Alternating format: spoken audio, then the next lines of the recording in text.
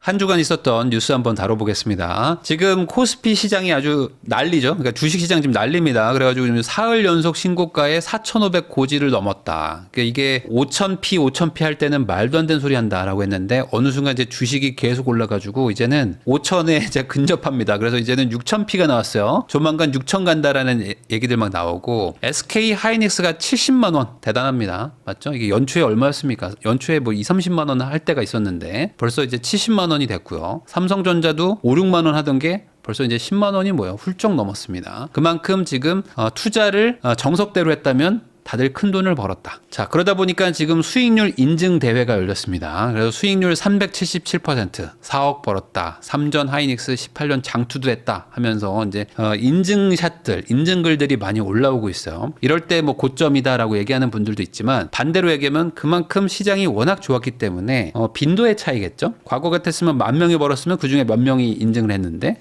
지금은 100만 명이 벌었어. 그럼 몇백 명이 인증을 하겠죠. 자, 적금 2억 깬다 이런 얘기들도 지금 나오고 있습니다. 그러니까 이게 지금 아무래도 포모가 오죠. 특히 삼성전자랑 하이닉스를 못 샀어. 안 샀어. 그러면 이게 포모가 강하게 옵니다. 왜냐면 이거는 한국 사람이 국장에 투자한다? 그럼 당연히 이 두 개부터 봤는데 내가 일부러 안 산 거잖아요. 이거는 일부러 안 산 거죠.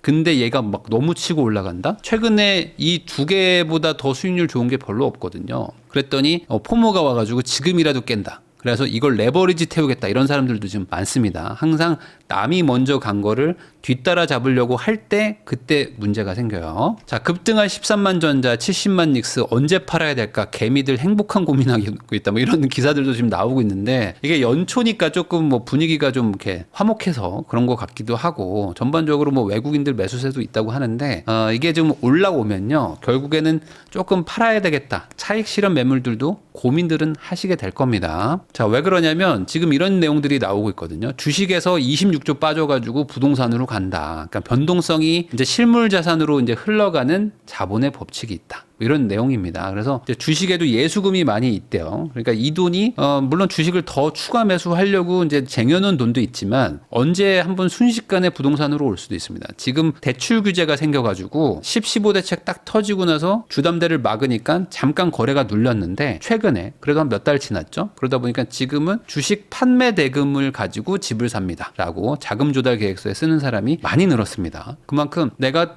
대출 안 해줘? 그럼 주식 팔게 라고 하면서 집을 사러 오는 사람들이 많은데 이게 지금 주식시장이 마냥 좋은 게 부동산 시장에도 나쁜 거는 아닐 수가 있다는 거죠. 언제 한번 확 넘어올지도 몰라요. 왜 그렇게 얘기를 하냐? 서울 매매가 지금 3만 건이 사라지고 전세는 10,000건이 사라졌다. 뭐 이런 내용들이 지금 나오고 있는데 요즘에 뭐 매물 줄어들었다 이런 내용들은 많이 들어보셨잖아요. 실제로 매매 물건도 줄지만 뭐 전세도 줄고 막 다 줄거든요. 그러니까 전반적으로 지금 실거주를 하라. 이거를 좀 강조하다 보니까 서울 수도권은 좀 이렇게 매물이 좀 줄어드는 추세고 뭐 지방이나 아니면 좀 외곽 지역들 이런 데들은 또 매물이 좀 늘고 뭐 이렇게 됩니다. 자, 국토부가 전세 시장이 문제 없다. 이거 뭐 15대책 나오고 하면은 전세 시장에 조금 좀 오히려 안 좋은 영향을 주는 거 아니겠느냐라는 어떤 시장의 평가가 있었는데 그러진 않을 것이다. 라고 얘기했던 게 사실 뭐 몇 달 안 됐는데 지금은 너무 시장이 교란이 좀 되고 있어요. 특히 이제 토어제가 대규모로 묶이고 주담대를 받으면 6개월 안에 실거주를 무조건 해야 됩니다. 그러니까 사실상 지금 다 토어제예요. 지금은 사실상 갭 투자가 다 막혀 있는 상태다 보니까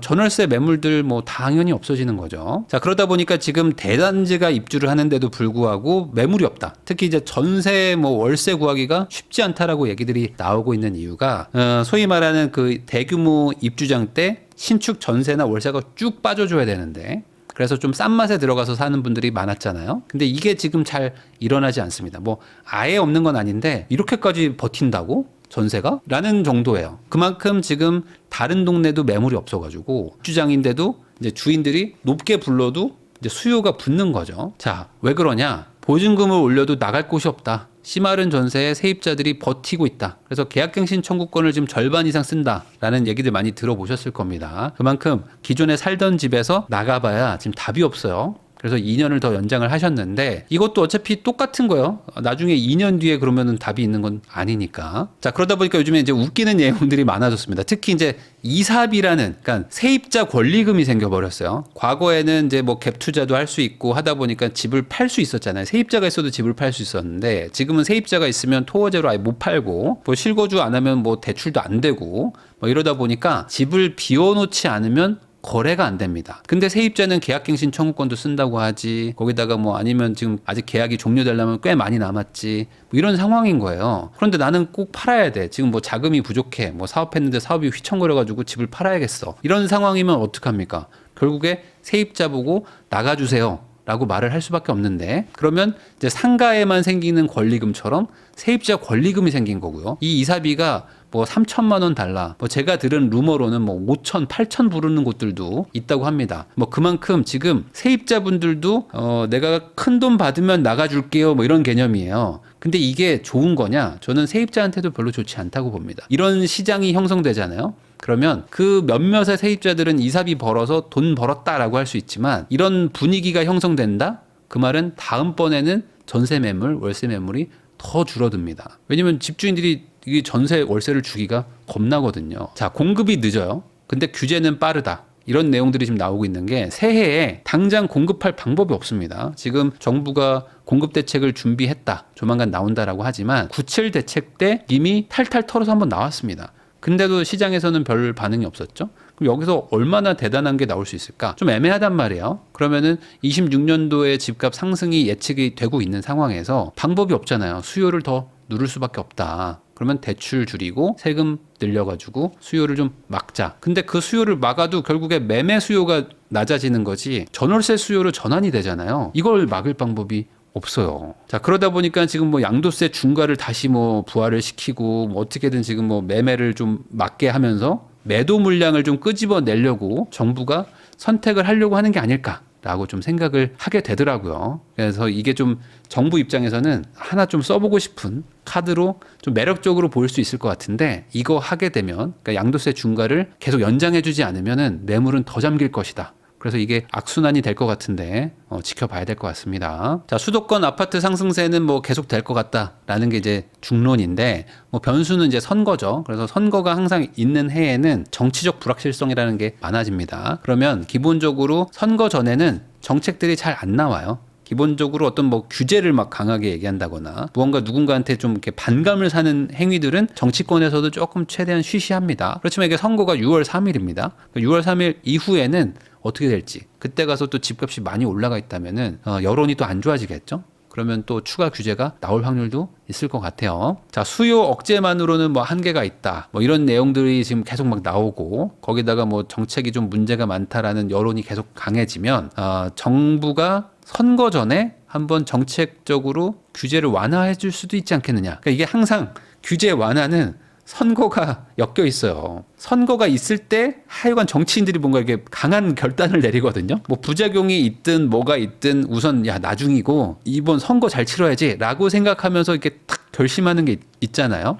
그게 토어제를 풀어줄 수도 있지 않겠느냐라는 내용들이 지금 계속 나오고는 있습니다. 근데 이건 진짜 알 수 없어요. 토어제를 푼다고 해서 그 동네들이 막 갑자기 막 급등할 텐데 그걸 또 어떻게 잡지? 이거에 대해서 아마 여러 가지 계산기를 돌리고 있을 겁니다. 자, 전문가 20인이 모두 다 서울 아파트 값이 오른다라고 말하는 그런 사태입니다. 그러니까 지금 상황이 딱히 뭐 누가 반대 의견이 없어요. 그러니까 과거에는 그래도 아무리 폭등기여도 뭐 몇 명은 좀 반대하고 했는데, 지금은 뭐 부동산 전문가 20명 대상으로 했는데 전원이 다 오를 것이다. 그러니까 오르는 거에 수준의 차이지 안 올라간다고 말하는 사람들이 없다. 자, 집 지을 땅이 없다. 정부가 유휴부지를 직권개발 추진. 그러니까 이런 내용들이 지금 나오고 있는 게 뭐냐면, 지자체 장들이 기본적으로 인허가 권자입니다. 그러다 보니까 인허가를 해주냐 안 해주냐를 가지고 국토부에서 뭐 아무리 할 수는 없잖아요. 그래도 이게 지방자치 제도가 있다 보니까. 근데 그렇게 하니까 이제 예를 들어 우리 구에서는 여기는 공원으로 만들 거예요 라고 이제 마음을 먹고 있는데, 여기다 아파트를 짓고 싶어 정부가.